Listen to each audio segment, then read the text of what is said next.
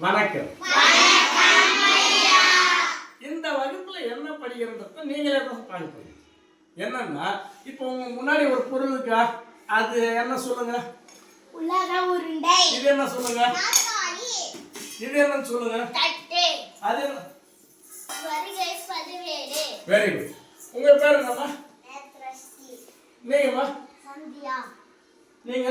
கன்னிகா. அப்போ உங்களோட பேரோ ஒரு பொருளோட பேரோ இல்லை பறவைகள் விலங்குகள் மரங்கள் இது மாதிரி பேரோ குறிக்கிறது என்ன சொல்லு? ஒன்றின் பெயரை குறிக்கும் சொல். சரி, அடுத்து ஒரு சொல்ல பார்க்க போறோம். என்னன்னா தம்பி எழுதுற அவர் என்ன செய்யறாரு? நீங்க எழுதுற நீங்க என்ன செய்யறாங்க? நீங்க என்ன செய்யறாங்க? படம் வரையுது.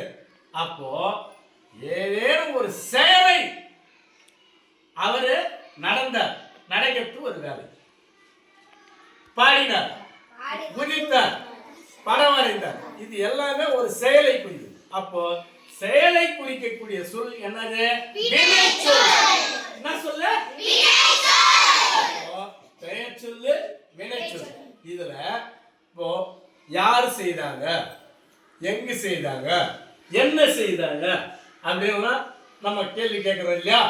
அப்போ யார் எங்கு அப்படின்னும் போது என்ன தெரியும்னா, யாருன்னும் போது நானு இல்ல நீ இல்ல அவர்கள் அப்படின்னு சொல்லுவாங்க. அப்ப அதுக்கு நம்ம இடப்பெயர் தெரிஞ்சுக்கணும். என்ன பெயர் தெரிஞ்சுக்கணும்?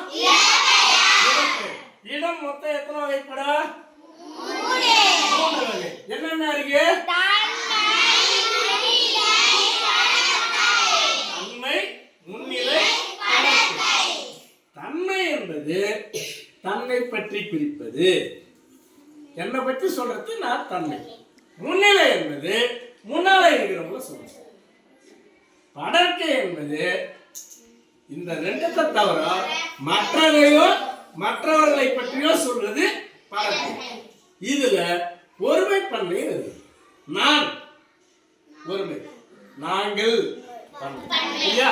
இதைதான் நீங்க செயல்பாடு மூலமா செய்யப்படுங்க. புரியுதா? இந்த 3 பெயர்கள் புரியுதா உங்களுக்கு? தன்மை, முன்னிலை, கடத்து. அது ஒவ்வொன்றும் இங்க ஒவ்வொரு குழா கொடுத்துருக்குறேன். நீங்க அதை சொல்லணும். செய்யலாமா?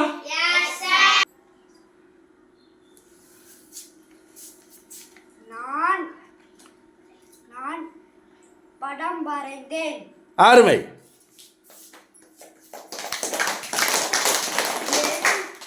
பெயர் தருணேஷ். அருமை.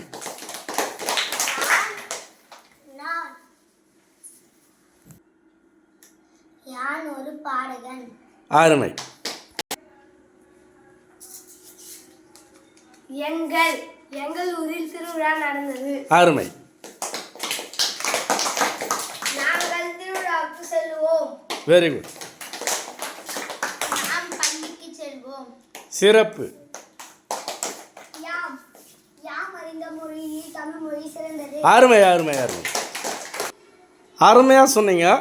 இப்போ தன்மையிலே என்னது? நான், என், யான்றதுலாம் என்னது? ஒருமை. எங்கள், நாங்கள், நாம், யாம்ன்றதுலாம் என்னது? தன்மை. அருமை அருமை அருமை.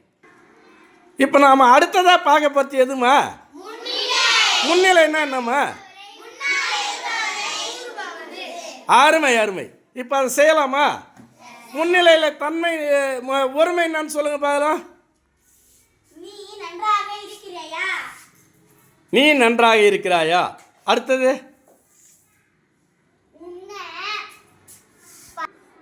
உன் பெயர் என்ன? அருமை. இப்போ முன்னிலையில் பார்க்கலாமா? முன்னிலையில் ஒருமை சொல்லுங்க.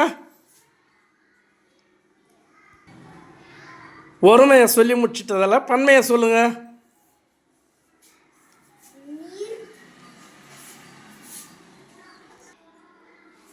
நீர் எங்க செல்கிறீர்? நீங்கள் நலமாக இருந்தீர்களா? உங்கள் ஊர் எது?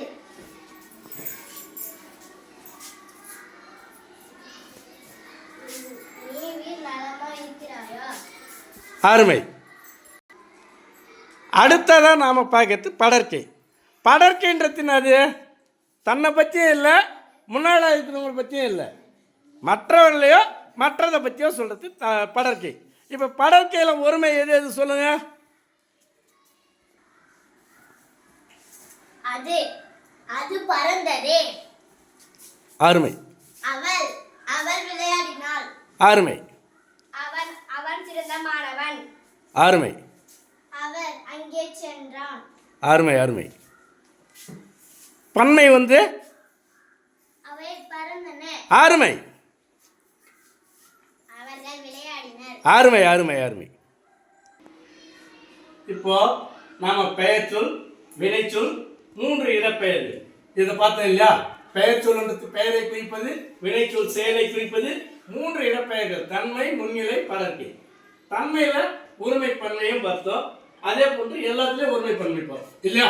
இப்ப தன்மைன்றது அது தன்னை குறிப்பது, முன்னிலை முன்னால் இருப்பவரை குறிப்பது, படர்க்கைன்றது இந்த ரெண்டும் இல்ல மற்றதையோ மற்றவர்களையோ குறிப்பது. புரிஞ்சுதா? அப்ப இடப்பெயர்கள் பத்தி கேட்ட தெரியும் இல்லையா? சரி, பண்ணுவோமா?